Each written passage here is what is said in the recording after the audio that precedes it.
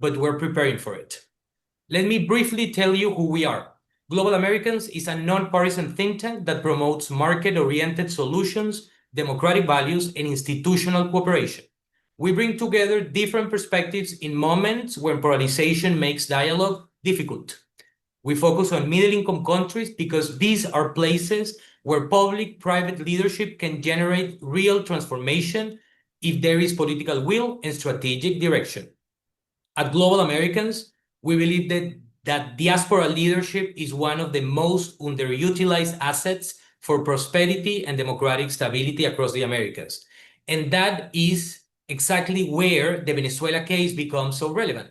Especially in transition scenarios, diasporas can mobilize capital, offer technical expertise, build public-private coalitions, and serve as credible interlocutors with governments, investors, and civil society.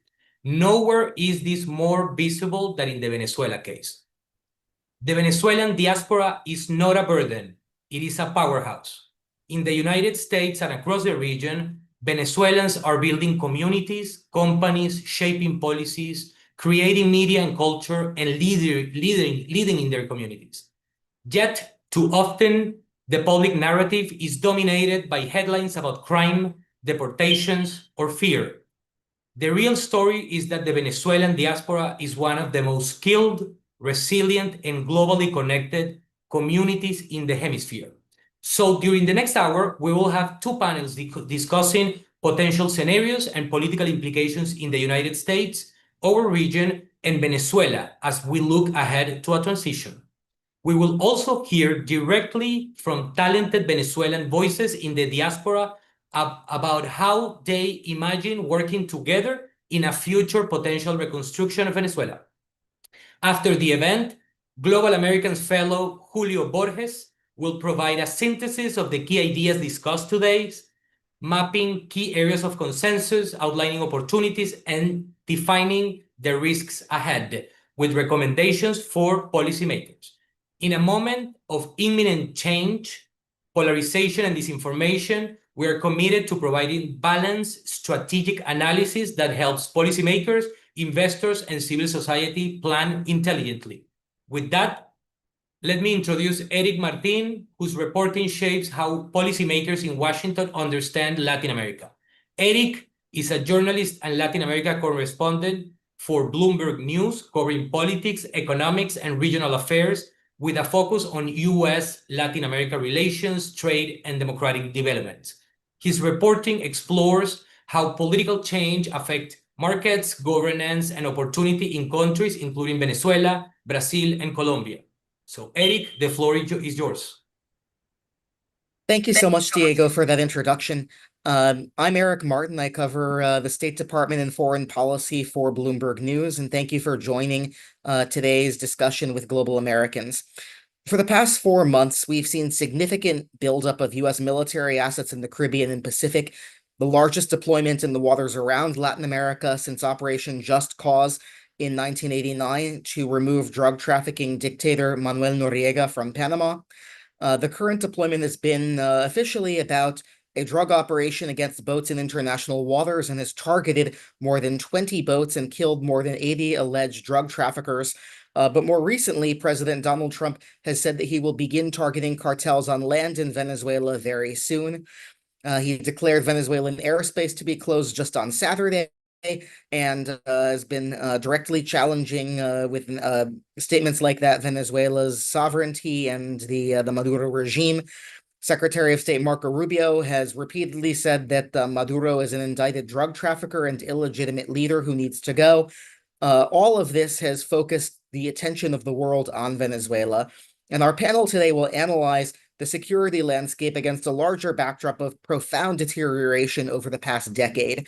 This has been marked by state fragmentation, entrenched criminal networks, corruption, and the influence of external actors. The core question for our panel: how will political change or continued authoritarian government affect Venezuela's security going forward?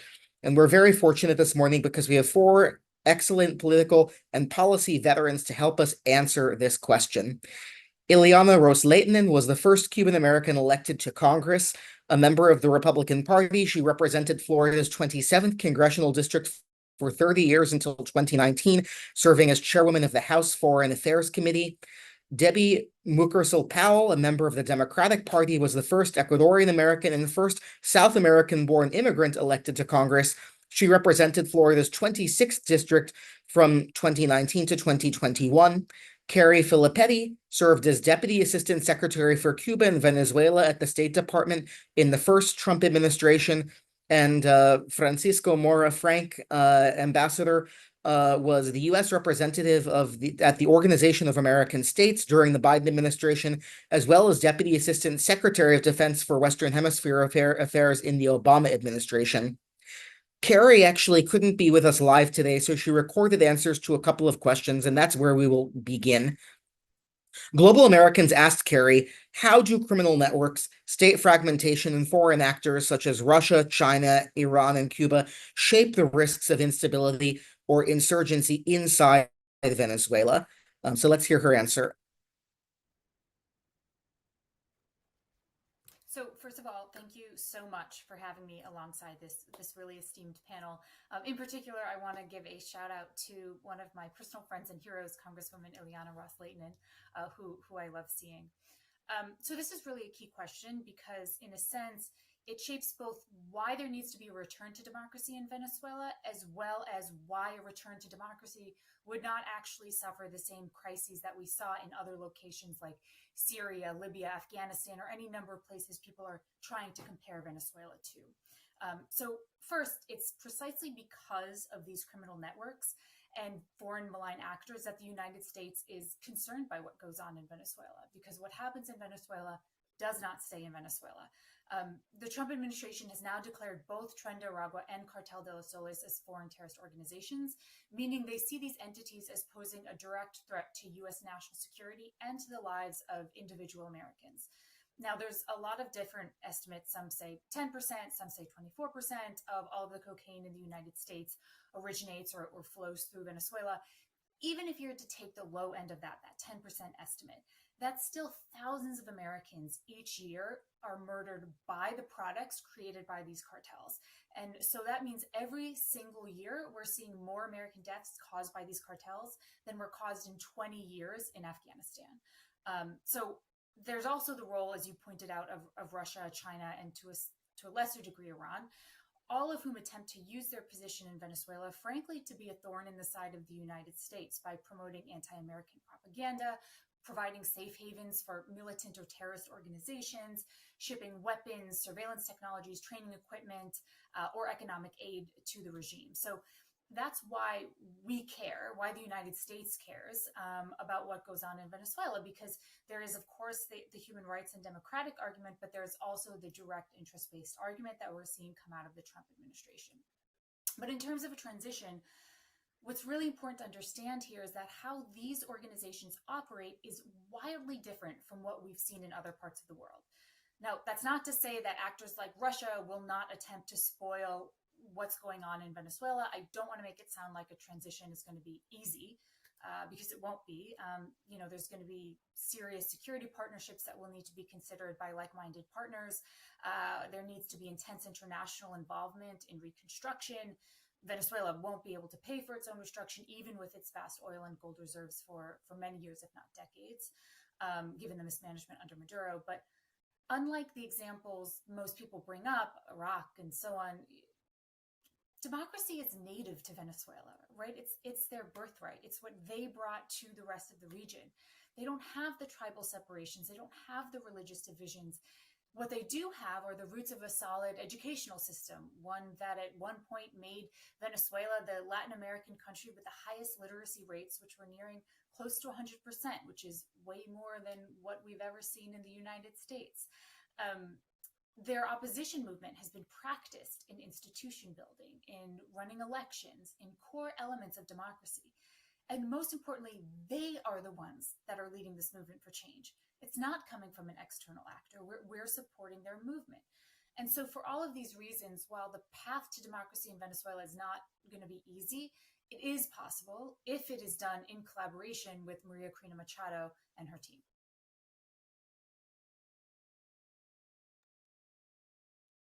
Thank you, Carrie, for that answer. If we can begin with our panelists, our live panelists, panelists who are with us live today. Ileana, in Congress, you were a leader in condemning human rights abuses in Venezuela. More than a decade ago, you introduced legislation that put targeted sanctions like visa bans and asset freezes on top figures in the Venezuelan regime. But in the years since the repression, the economy, and the drug trafficking have all gotten far worse. How do you assess the current U.S. posture relative to the Maduro regime? And with what we've seen in recent months, are the attacks of drug traffickers on land, as President Trump has suggested he's ready to do, is that the right approach for the moment? Excellent question, Eric. First of all, thank you so much for inviting me, and Diego as well. It's a pleasure to see on the screen my good friends Debbie and Frank, and it was wonderful to hear Carrie's words. And you're so right. In 2014, I authored the Venezuelan Human Rights and Democracy Protection Act, and that was the first sanctions legislation against the Maduro regime. The idea at the time still applies today, sadly or joyfully, I don't know. It applies pressure against Maduro and his cronies. It cuts off some of the regime's financial flows. Unfortunately, we have not been consistent, or we've been too slow to apply sanctions ever since. And even though different administrations have come in and have taken different approaches to Venezuela, I'm proud that what we began in 2014 has at least formed a bipartisan consensus. Just ask Debbie and Frank about this, to put Venezuela on the map with the focus on supporting the return to democracy for all Venezuelans, and an acknowledgement that Maduro and his regime undermine U.S. national security interests. These two concepts now seem obvious, but over 10 years ago, we had to fight tooth and nail for people to even care about the dire situation in Venezuela. So in this crisis, in this moment of political change, as you pointed out, the U.S. should double down on its support for democratic actors in Venezuela, not just walk away. It's going to take time for Venezuelans to recover, but luckily the vibrant diaspora here in the United States, the exile community, is ready to go back to Venezuela to help their country rebuild. And also the U.S. and regional actors will need not only to help Venezuela recover economically, but also adopt a security plan to fight all the illicit actors and colectivos operating in Venezuela. You ask about what will Trump do? I'm not even sure that President Trump knows what he's going to do, but we've got Marco Rubio at the helm of the State Department. So I think we've got a good man being the captain. And I think President Trump will listen to Marco. I hope. Thank you, Eric. Thank you, Ileana. Debbie, if I can bring you in, while in Congress, you pushed for the U.S. to grant temporary protected status to Venezuelans living in the U.S. You argued for the importance of building a strong international coalition to pressure the Maduro regime and support the opposition. After Maduro stole the election in July 2024, you called for him to be held accountable. How do you see a political transition or sudden instability in Venezuela affecting migration flows and U.S. domestic politics? Yeah, thank you, Eric, and thank you, Ileana, everyone, for having me on this panel. It's great to share this space with you all. Look, I've been working on this issue, or I had been working when I was in Congress since 2019, and I've seen firsthand what it means to live under an authoritarian regime. I have family and friends that are still living in Venezuela that I've been talking to for years now, and what it means to live under this violent and dangerous regime. One of my biggest frustrations, Eric, that I want to share with the panel and with everyone watching today is that for decades, the United States foreign policy hasn't truly focused on a North-South relationship. I mean, this is an area that affects not only a regional security, but also national security here in the United States. We have always focused on East-West relations.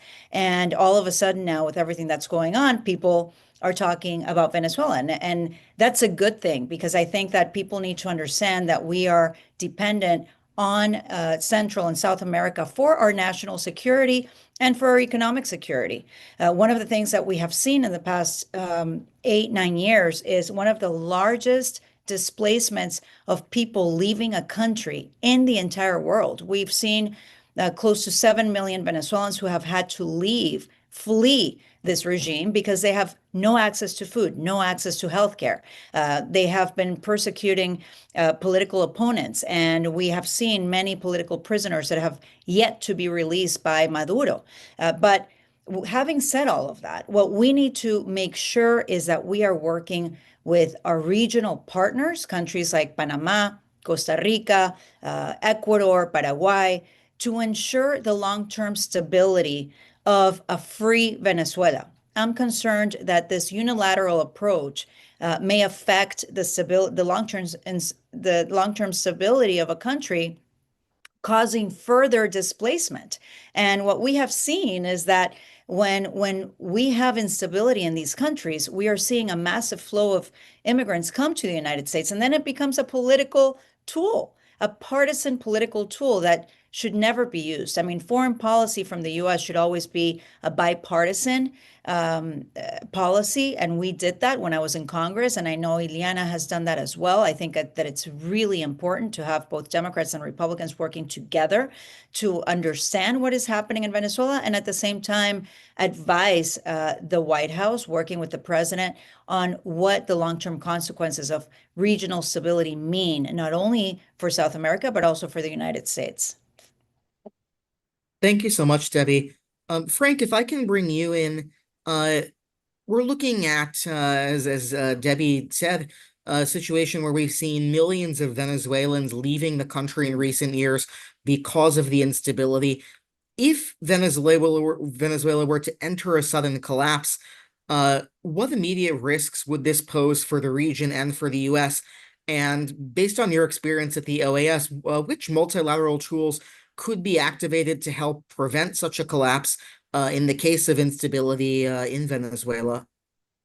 Well, thank you, Eric. And I join my friends in echoing appreciation to Diego and Global Americans for opening this space and for allowing me to participate in this wonderful panel. So you've focused on a sudden collapse scenario. Usually it could potentially be triggered by either an internal fracture within the regime or an external pressure coming from the United States. The first thing I want to focus on is the security situation and be sort of very analytical in this. So Venezuela's security crisis today is driven less by a classic state weakness and more by kind of internal fragmentation of power, where criminal groups, rogue security actors, and local political bosses govern pieces and swaths of the territory. And these dynamics, I think, as has been said already, are spilling across borders and reshaping, I think, regional stability. Many of these criminal groups, it's important to say, function with tolerance, with collusion, or direct participation of elements within the military, within the intelligence services, and ruling political networks. Now, the mechanism of collapse is very path dependent. By that, I mean it depends. What happens in the aftermath depends on how it happens. And so if there is an external intervention of some kind, largely by a military operation from the United States, what is likely to happen, considering the security landscape in the country, is a kind of rapid dislocation of the command and control systems within Venezuela, the delegitimization of not only the existing government, but obviously any successor authority until it can maintain control. And that is the key. How do you control this kind of security landscape? So what you'll see is a sense of series of security or regional security vacuums in the region. If there's elite fracture, which I think is less likely, there'll be competing centers of military, civilian military centers of power that will be competing. In the end, whether it's sort of fracture or collapse or sudden collapse, as you said, it's likely to mean a territorial loss over large parts of the country. Now, let's be clear.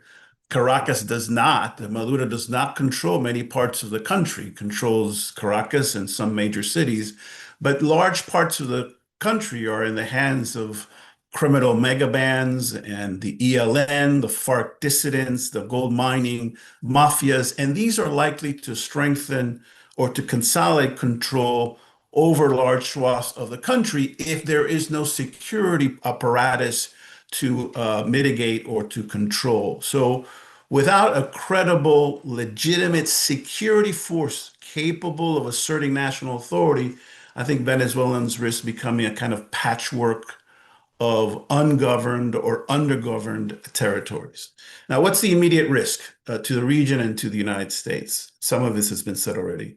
Most, in terms of the structural risk, is that the Venezuela becomes a kind of confederation, de facto confederation of armed actors, each controlling territory and revenue streams. Again, this is in the scenario that you say of a sudden collapse, where the security services are not available or considerably weakened and are unwilling or unable to control these actors and these territories. As you know, state institutions are hollowed out.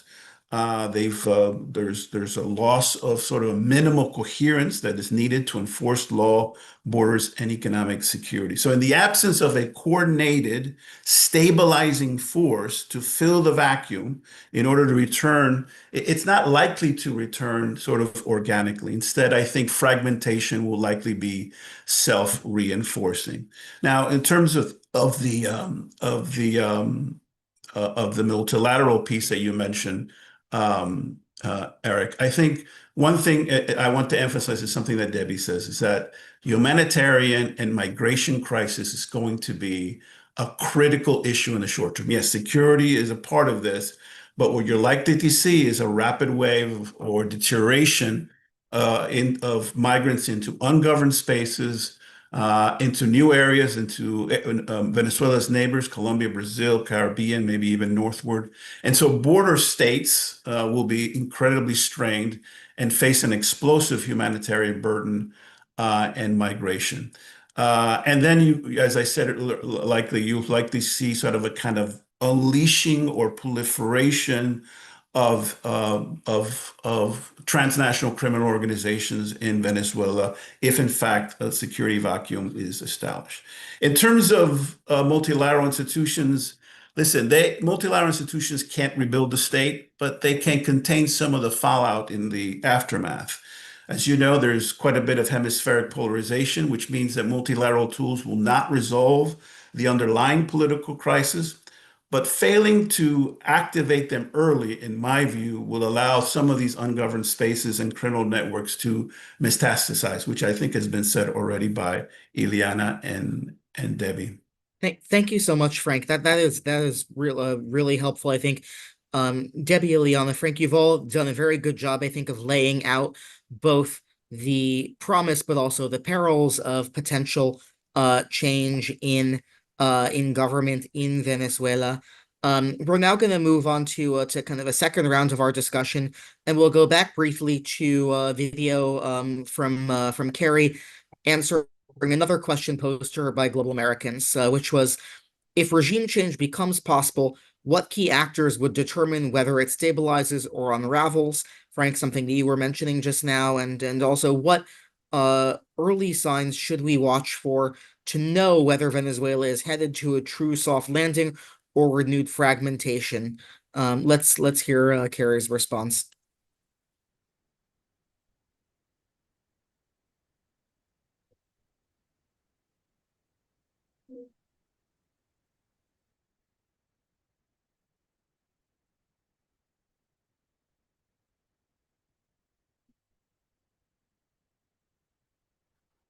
So first of all, I always push back on the term regime change. Maduro is the one who illegally stole power despite the voters electing Edmundo Gonzalez. This is not about revolution. It's not about rebellion. It's really about a return. It's a return to democracy, a return to stability for those of us in the region, and importantly, a return of the millions of Venezuelans who have had to flee because of political persecution. So again, what we're talking about is a return. Venezuelans already know how to do this. They brought democracy to their neighbors. They know what it's like to be a prosperous nation. They know what freedom feels like. This is not Iraq. I would say the single most important thing is to make sure that we, the United States, the region, the international community, throw our entire support behind Maria Corina, Edmundo Gonzalez, and their plan for stabilization, right? If we're not linked up with them, then this is not going to go anywhere. Her team has shown that it has the ability to do the impossible, and most importantly, they have the legitimacy of having been elected by the people of Venezuela. So to make sure it's a smooth process, it's about who is kept out as much as who's kept in, right? So we've seen time and time again opportunistic actors in Venezuela who are claiming to speak for the opposition when really they're just out for themselves, and oftentimes are partnering with the Maduro regime in some way. So we need to make sure that we're not picking winners and losers. Edmundo, Maria Corina, and their team are the only ones that represent the people of Venezuela. We have to stand behind them and where the Venezuelan people are. That goes also for foreign actors. So I know there has been this sort of quiet push by Qatar to try to be a mediator. What we've seen is that Qatar has made its friendship with the Maduro regime, with Hamas and other terrorists known time and time again. They're not a neutral actor. They have made no effort to help the Venezuelan people as they've suffered crimes against humanity in the Maduro regime. And so they should not have a role in Venezuela's future. And then finally, and most importantly, this is something that has been spoken about many times. So we need to ensure that Maduro isn't simply replaced by another narco-terrorist, right? His regime is full of them. The name that keeps coming up, of course, is Diosdado Cabello, who many allege has direct ties to Nicaragua. So it would need to be very important that these actors are not included in any sort of a transition. But I think to hone in on the second part of your question, what opportunities lie ahead? This is the thing that people are not spending enough time talking about. It is so easy for us to look at Venezuela and think it's a failed state, because under Maduro, it is, right? The largest migration crisis in the history of the Western Hemisphere, crimes against humanity, arbitrary detention, extrajudicial killings, resurgence of long eradicated illnesses. But if we go back, Venezuela was once one of the most powerful nations in Latin America. And returning to that Venezuela, free and proud and wealthy, with all the opportunity provided by having these vast gold reserves, vast oil reserves, combined with the unbelievable resilience and intelligence of the Venezuelan people, what that will mean both for their future, but also for the future partnership with the United States is to me really beautiful and isn't spoken about enough. So instead of serving as a safe haven for our adversaries, imagine Venezuela as a beacon of light for democracy in the region, modeling what that can look like for its neighbors in Cuba and Nicaragua. It will show the world that democracy is more powerful than dictatorship. And if the United States stands with Maria Corina and her team during the transition, we also stand to benefit hugely from having such a powerful ally in the region. So it really can be a new golden age for democracy, for U.S. national interests in the region, at a moment when that is so desperately needed. So, you know, I really think that along with the image of my friends being able to return to their families, to their homes, to their friends, that's what really excites me the most about the future. Thank you so much, Carrie, for that video.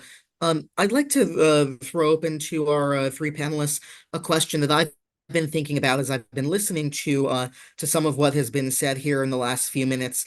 Ileana, you talked about how the U.S. should double down on support for Venezuelan actors.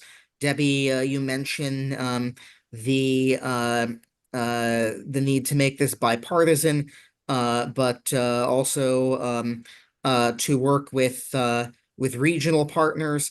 And Frank, you talked about the potential for fragmentation and kind of a confederation of different kind of national breakdown. The one question I have for all of you is there a bit of tension here, and how do you resolve the tension between getting rid of a repressive regime that has jailed opponents, that has meant real suffering for Venezuelan people of all different classes, but also at the same time that in getting rid of that, it could be a destabilizing factor. You don't know what comes next, and right now you have the devil you know, and the question of the devil you know versus the devil you don't, and how do you bring about democracy without ensuring that without creating conditions where the U.S. needs to be involved there,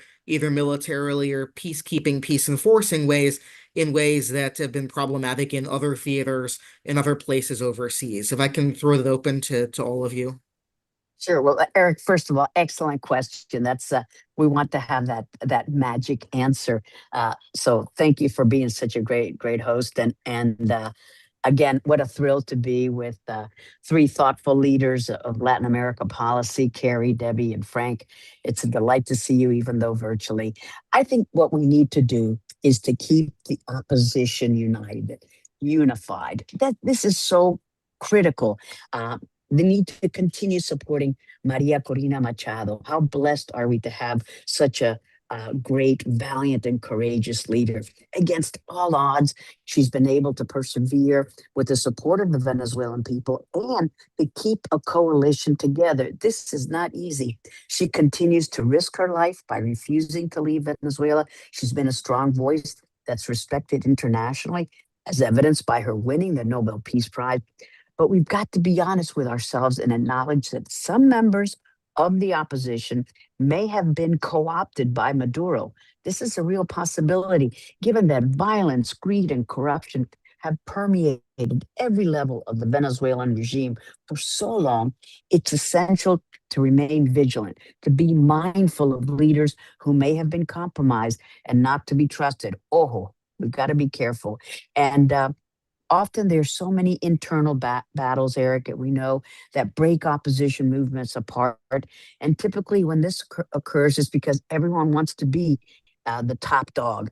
And in that situation, the issue has already been spoken for. All Venezuelans should understand that Maria Corina is the leader of the opposition, period. Punto y aparte. So folks need to get in line. All of these opposition leaders, let's have one opposition leader, Maria Corina, that's been verified by so many polls and elections, and we know it. She's the leader. So we say they can have a chance for a democratic future. I remain optimistic, although I understand what Frank has said about this fractured society that may come about. It's a real problem, but what a great opportunity. Gracias. Muchas gracias, Eric. Thanks so much, Eliana. I really appreciate it. Debbie, Frank, your thoughts on how to prevent how to present change in government in Venezuela from becoming a more destabilizing or a greater problem for U.S. National security interests than the status quo. Yeah, I mean, for me personally, Eric, one of the things that I have seen, and when I was doing work for the Summit of the Americas, we need to ensure that we have regional partners, regional allies that support the transition to a democratic government.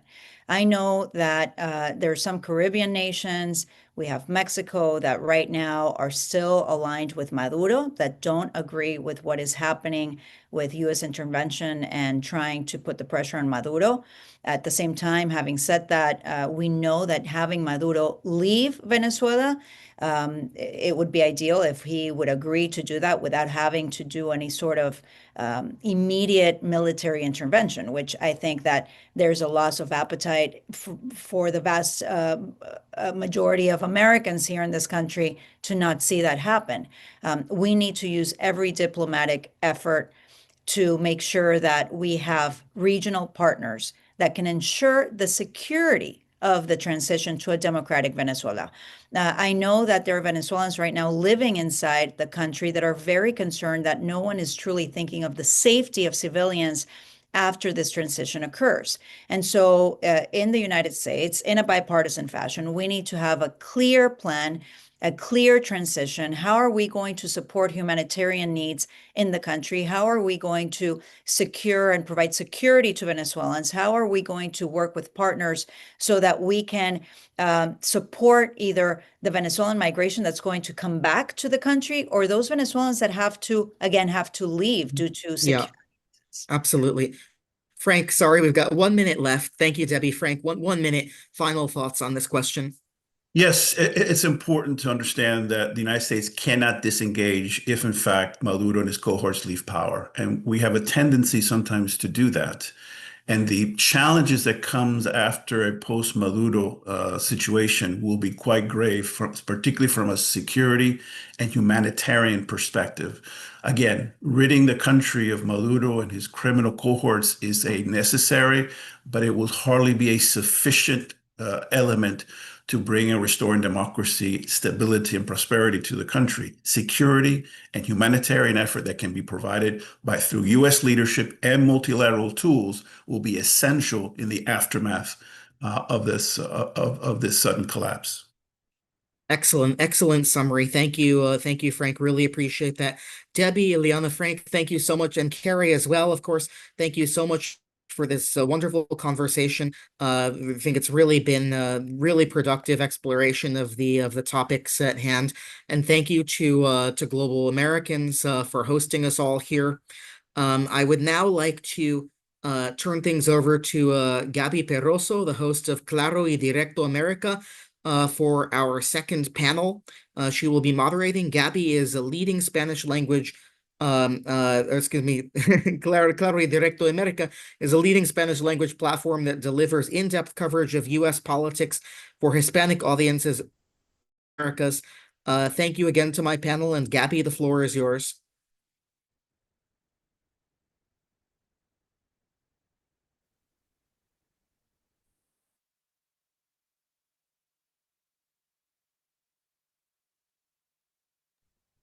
We can't hear you, Gabby.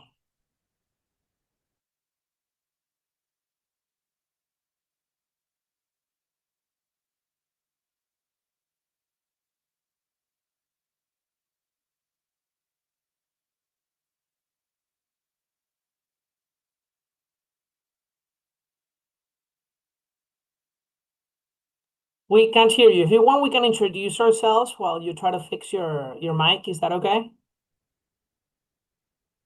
We cannot hear you.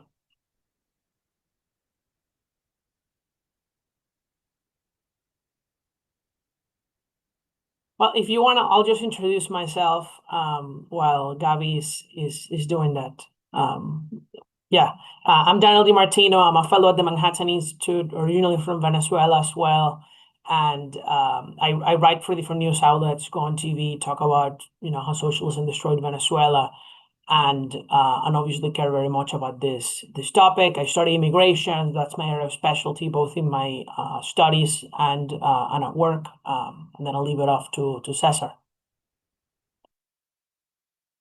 Hello, everybody. Thanks for having me. My name is Cesar Baez. I'm a Venezuelan lawyer working as a journalist here in Washington, D.C. for Recent Magazine, but I also create political analysis content for Politics, a social media collective that is actively trying to close the gap between Venezuelans and information due to the censorship that the Maduro regime has imposed in our country over the last years. But yeah, we'll leave the word for Adri. Thank you so much, Cesar. It is a pleasure to be here and be part of this panel. I am Adelis Ferro, a Venezuelan American activist with more than a decade of experience in human rights, civil rights, and humanitarian advocacy. I am the Partnership and Outreach Director for Latino Victory, and I am also a co-founder and executive director of the Venezuelan American Caucus, which is a project of Latino Victory. Since 2013, we have been working to support Venezuelans inside Venezuela and across the United States, advocating for TPS, humanitarian protections, and due processes. We have played an active role in the legal, policy, and community efforts defending Venezuelan immigrants, coordinating strategies, and working alongside dozens of pro-immigrants and civil rights organizations here in the United States, as well as collaborating with the U.S. government and Biden administration to secure the immigration protections granted to Venezuelans over the past 4 years. We are committed to keep fighting to protect vulnerable communities, vulnerable Venezuelans, and advancing their rights in the federal courts and in Congress. Thank you. And now, Luken. Gabby, Yes. are you there? Yeah, I'm here. Okay. But if you want, Lucan, you can present yourself or not. Yes. I have your bio. Yes, I'll do it the same way as my Okay. fellow Thank commentators. you. I'm so sorry. It's perfectly okay. Hello everyone, and thanks so much for the invite. My name is Lucan Quintana, and I'm the director and co-founder of H Machete, which is an activist network and communication platform dedicated to promoting political engagement among Venezuelan migrants and preserving our country's historical memory in these times of rising totalitarianism. We're a multidisciplinary team formed by engineers, political scientists, sociologists, and a multidisciplinary team, as I said.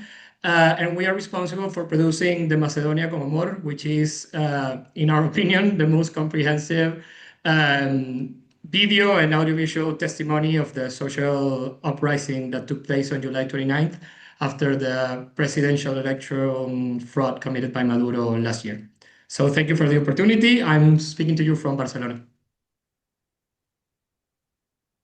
And Cesar, you already did it, right? Yes. Okay. Thank you all for being here. It's my pleasure. And thank you for Global Americans for making this possible. Daniel, let's start with you. Let's start about Venezuela's economic reconstruction. Many members of the Venezuelan diaspora have developed professional and entrepreneurial experience abroad. How can this human capitalize be strategically leveraged to support economic reconstruction in a post-Maduro Venezuela, especially in generating jobs, rebuilding institutions, and restoring market confidence? Well, what is interesting is that si intentas arreglar tu micrófono, ¿está bien? You might want to mute, yeah. What is interesting is that who would be best positioned to invest in Venezuela after it becomes a free country? It is the people who already lived there, who now actually accumulated a lot more capital abroad, especially in the United States, right, which is the most highly educated Venezuelan diaspora in other countries. And just because of the conditions in the US, highest earnings, similar to like what the Cuban diaspora became in the US, and similar to really the diasporas of many countries after they returned to democracy. I can think of all of the Eastern European countries and how so many Eastern Europeans who were in the United States after the Berlin Wall fell were able to invest back there. And I can think of, of all the return migration that would happen, but especially the investment. I think the people who would be the first to invest and be the ambassadors to the world of the Venezuelan investment opportunities would be Venezuelans living abroad.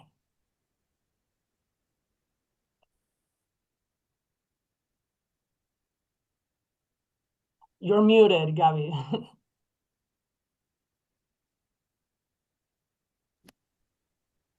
I don't know. This is saboteo. You know the word in Spanish.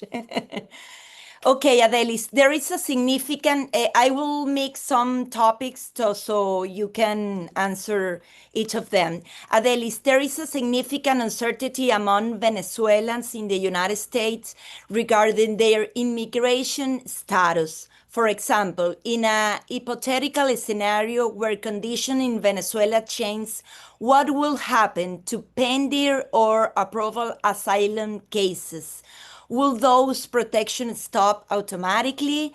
And more broadly, in this hypothetical scenario, what will be the most realistic and humane way to address the future of the Venezuelans who legal protection in the U.S. depending on today's condition in their home country? That's a very good question and a very broad question. This is a question actually that I hear constantly from Venezuelans in the United States, in community meetings, in our legal clinics, in conversations with TPS holders, asylum seekers, and it speaks to the enormous anxiety people are living with. Actually, I think we are all experiencing this anxiety, because if you take in consideration that from every 10 Venezuelans in the United States, 66%, more than 6 Venezuelans have TPS. The other 3 or 4 Venezuelans are either family members, friends, co-workers, neighbors of those Venezuelans with TPS. Discussions about what might happen if conditions in Venezuela change are right now, in this precise moment, just that, discussions. We don't know what's going to happen. There is no official process telling us how things will unfold. We hope for the best, but the reality is that we don't know what's going to happen. So what we are really talking about is how to ensure people are treated humanely and fairly under any future scenario, and especially under the reality that we are living right now inside the United States. Right now, hundreds of thousands of Venezuelans, roughly 600,000, TPS holder, asylum applicants, people who came through the CBP-1 application legally, long-term residents, are living with terror and uncertainty. They work legally, pay taxes, raise families, contribute to the American economy, and have built lives here. So when people ask, what happens if Venezuela changed politically? What they are really asking is, will my life fall apart overnight here in the United States? Will I lose everything I have built? We have small business owners, people that are actually contributing to the economy, creating jobs in the United States. And that's a reality of our diaspora. So in few words, I think the truth is that immigration protections do not simply disappear. There are legal processes, case-by-case evaluations, and due process requirements. And in many cases, past persecution, trauma, family unity, and humanitarian factors remain relevant regardless of political shifts abroad. But beyond the legal structure, what matters morally, Gabi, and realistically is that Venezuelans in the US are not living theoretical lives.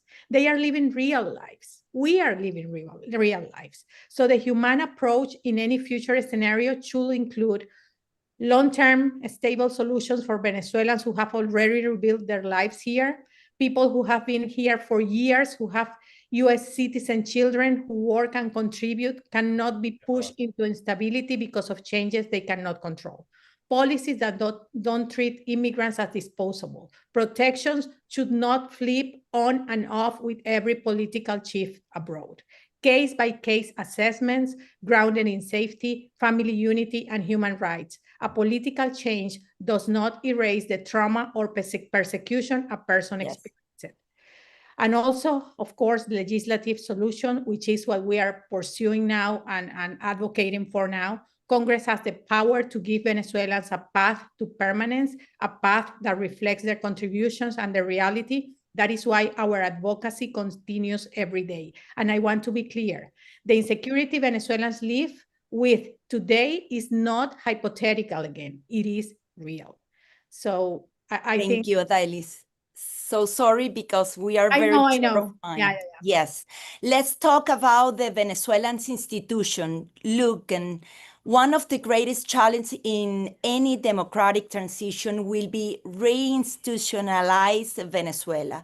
But even before that process begins, the country will need to explain to its citizens, especially younger generation, who have never fully experienced democratic life, which rights were taken away and why they are essential to rebuild the nation. What immediate steps should be prioritized to restore democratic institutions and at the same time re-educate the society? Thank you, Gabi. I think that's a very pertinent question. I want to start by saying that maybe I will sound more pessimistic than the rest of the people that have joined us today, but I don't see change in Venezuela coming as imminently as many people have tried to push in the past few weeks and months. I think we have a long road ahead of us. Regardless of whatever military intervention or not takes place in the following weeks or months, no? But regarding this specific topic, I think that the core principle for us should be that having lost rights under Chavismo doesn't mean resigning to losing them forever. The goal needs to be restoration of these rights and not permanent sacrifice. The greatest challenge has been the intentionally blurring of lines of these rights by the regime, both for people inside Venezuela and for migrants abroad. This erosion has normalized human rights abuses, but also social rights abuses, and the complete collapse of the quality of living for Venezuelans and all of the social security network. But saying this, we need to be able to restore our previous conditions, because we were once a country that was prosperous, and that even though private initiative was rewarded, we still had a very powerful and a very strong social security network, public health network, and basic quality of living for many people. And I think that's a goal. Restoring this should be a goal that we should all keep in mind. And right now, of course, that rebuilding these institutions require a collective pedagogic effort to relearn these democratic rights and what these responsibilities in a democratic system should look like. But I fear that right now the threat to these rights doesn't come only from the remnants of Chavismo, if Chavismo stays in power, but there are also risks involved in the way Maduro is going to be ousted from power. At the moment that we have a foreign force intervening in this process, especially if it's a foreign military, even if it's the military of our closest allies, then this opens the gate to different special interests, the special financial groups, to feeling entitled to regain, let's say, some benefit from this intervention. And I think the Venezuelan diaspora and the Venezuelan people who are more informed because of our privileged condition right now are the ones who are called to push back on some of these narratives and make sure that the transition benefits the majority of our people and not just some groups. Yeah, there is another challenge in this process. Cesar, you work closely with Generation C and with young people who often don't feel part of politics or simply aren't interested in it. In a hypothetical democratic transition, how do you convene that generation which has grown up without institution or a real democratic experience, that the country needs them, and their participation is essential to rebuild Venezuela? What language, formats, approach actually work for them? Well, first of all, for some context, we have been going through Chavismo for more than 2 decades. That means that the young people within Venezuela and even abroad, well, youngsters don't know a different system rather than Chavismo. So for some people, that means hopes of building democracy, building institutions, regaining liberty, but for some other, that means, well, my country hates me because I was not able to enjoy my youth because Chavismo stole everything from me, because my friends fled the country, because my family is divided. So there's a lot of young people that just lost all the hope for Venezuela. So first of all, we need to prove that Venezuela is worth it, that Venezuela is a great country full of great people with an amazing culture that integrates aspects from many other cultures around the world. And essentially it's our home. That's something that Chavismo tried to steal from us, but it's still part of our identity. And also, we must prove that democracy is worth it, because I think this is a trend worldwide. People are losing hopes and credibility in democratic institutions. Some people in the younger generations believe that maybe a democracy is not really effective as a way to solve our problems as a society. So maybe we need some kind of authoritarian system, not like Chavismo, but some degree of authoritarianism in order to solve our problems, like criminality, drug trafficking, etc. So it's a big challenge. But first of all, I think we need to understand that for many young people, Venezuela is completely lost and they don't have faith on their country. So the big challenge will be to prove that democracy after all these years is worth it and is a better alternative than any other alternative out there. Daniel, I come back with you. Given your research on immigration and economic mobility, what policies or incentives, either from the US or the future democratic Venezuela government, could help turn the diaspora's financial resources, network, and skills into a long-term driver of sustainable growth back home? And accordingly to studies of other countries that have gone through democratic transition, what do you estimate suggests about how much of the diaspora typically returns or how much remains abroad? What Yeah, should Venezuelan yeah. take on So this? actually, and this gets to what Ade and Lucan were talking about. So we have a really interesting case study in the former Yugoslavia. Approximately nearly 1 million people from what was Yugoslavia up until the early 90s went to Germany because of the wars in Yugoslavia. And they were given a status that is very similar to what we would call TPS. It was a temporary protected status that they would renew every year or so, as long as the war was still happening. And as soon as the war stopped, the German government stopped renewing the temporary legal status of the Yugoslavians. And it was not like a long wait at all. It was immediately after the war stopped, they just stopped renewing the permits. I think they gave them like a year to leave the country if they didn't have another legal status. And most Yugoslavians went back to their former countries. Now it was not Yugoslavia, it was Croatia, it was Bosnia, all that. But what seemed, I mean, many people remained, of course, they found a different legal way to stay. But that's what happened in a period of migration that was about 5 years before returning. So what would you expect? How many Venezuelans have left Venezuela in the last 5 out of the 10 years of migration or so that we've had?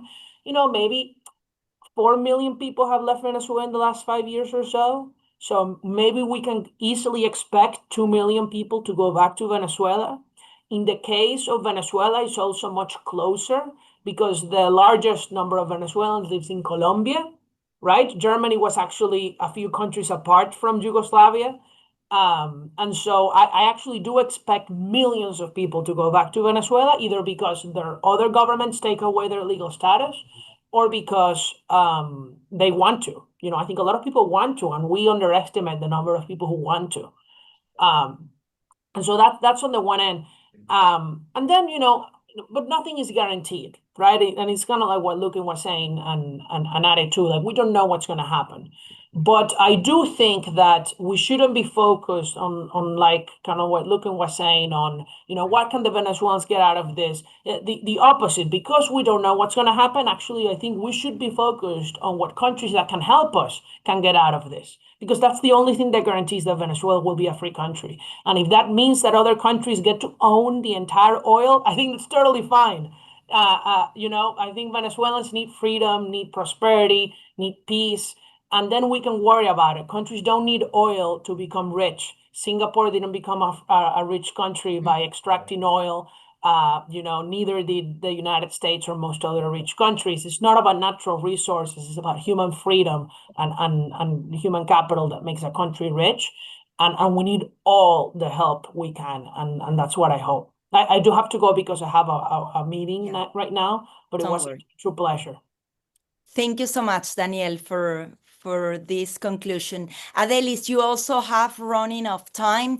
These numbers are a concern because there is a large amount of Venezuelans that could remain in their countries, and specifically in the United States.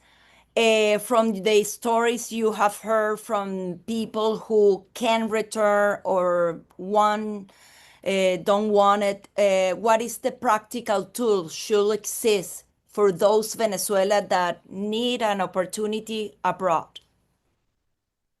I think information, the power of information for our community is the most important thing. And I think the misinformation, the disinformation, and even the malinformation has been a very destructive factor in among our community. We have so many different nuances around this problem. So my request for every single political actor, I am not a politician, I am an activist, but we need to give the Venezuelan people the proper information, especially the community of Venezuelans inside the United States. The truth is that right now they don't have any protections. The ones that are applying for asylum and the ones that haven't had their interviews just yet, they are in a limbo right now with everything, every single new decision that is coming out from the White House and from the Trump administration and from President Trump himself. Just last night, Secretary Kristi Noem said in her social media accounts that she recommended the Trump administration to ban completely any entrance of nationals of the 19 countries where Venezuelan is included to the United States. So there are so many things going on with our community and so many doors that are getting closed on us every single day in the middle of all of this situation with Venezuela and with Venezuela dictatorship. We are in the darkness, Gabby. As the truth is that we don't know what's going to happen. And meanwhile, all of these things is developing. There are hundreds of thousands of Venezuelans suffering and in a limbo and having the fear of being detained and being deported back to the same country the Trump administration and the government of the United States is supposed to be attacking any moment now. So this is where we are. And we just find out that right now, an hour ago, the Venezuelan dictatorship just announced that they opened the airspace again for the deportation flights from the United States. So what we are suffering is something that is really difficult to understand to the American for the American audience, and I get that. But this is, in few words, what is happening. We were kicked out from our country because there was nothing for us there. We were persecuted, many of us. And we came to this amazing country looking for peace, for support, for freedom, for democracy, for opportunities, not only for our families, but for this country, because our work actually make this country great again. And here now we are suffering the rejection, the persecution, and the criminalization of a whole diaspora. So our fight is to give our community representation, voice, and information, because we won't stop until we make their lives a little bit better. Thank you so much for this opportunity, Gabby. No, thank Global you, American. Adelis. Yeah, I know you have a meeting too. Thank you so much. We will be having like 4 more minutes. Cesar, Venezuela will enter any democratic transition with a society shaped by years of censorship, disinformation, and even self-censorship, not only among citizens, but also within the media and the journalist community itself. What should be first steps to rebuild an information ecosystem that truly independent and free from this practice? And beyond that, how can the deep communication gap left by years on imposed silence, systematic manipulation, and loss of truth in resources be closed? So, well, first of all, information is essential for any healthy democracy. Access to information, access to verifiable sources is vital for any functioning democracy. And that's something that Chavismo understood at the beginning. That's why they kept attacking the press so much. They took over the media. They started to buy newspapers, TV channels, closing radio stations, prosecuting journalists, and well, they understood it is a way to control people as well. So that means that for at least the last 2 decades in Venezuela, we kind of lost what it means to have free speech, free expression, and a free press. And those are core elements of, again, a functioning democracy. So first of all, we need to, as a society, understand again how important a free press is for democracy. What's the role of journalists in a democracy? Because especially over the last decade, journalists have become kind of activists for democracy as well. And this is only because the one commitment that journalists have is with truth. And it happens that Chavismo is constantly against truth. So that blurred the line between being a journalist and being an activist for many people, and I think this is just a natural phenomenon. But also, the journalists and the news media need to understand that that won't be the situation anymore. And now we, as let's say, like people committed with information, now we should be committed with institutions instead of people. And now we're going to be there to investigate and communicate what the current government, a future democratic government, is doing, and maintain that commitment with people. And also, just one more thing.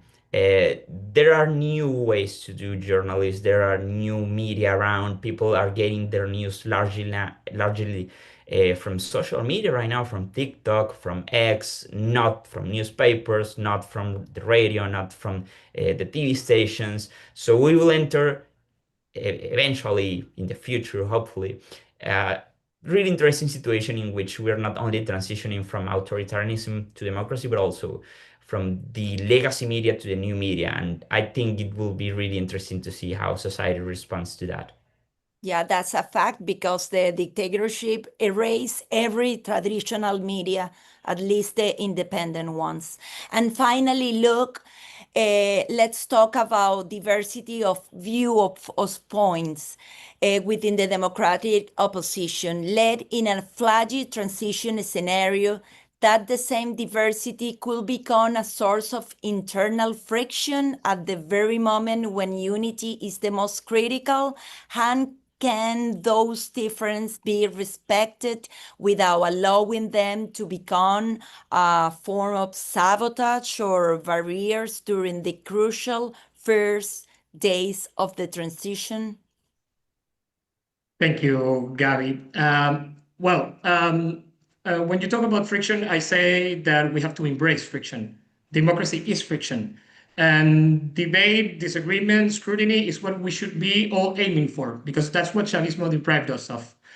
So Chavismo suppressed open debate, and also within the opposition, because of the need to unite against a totalitarian, let's say, adversary.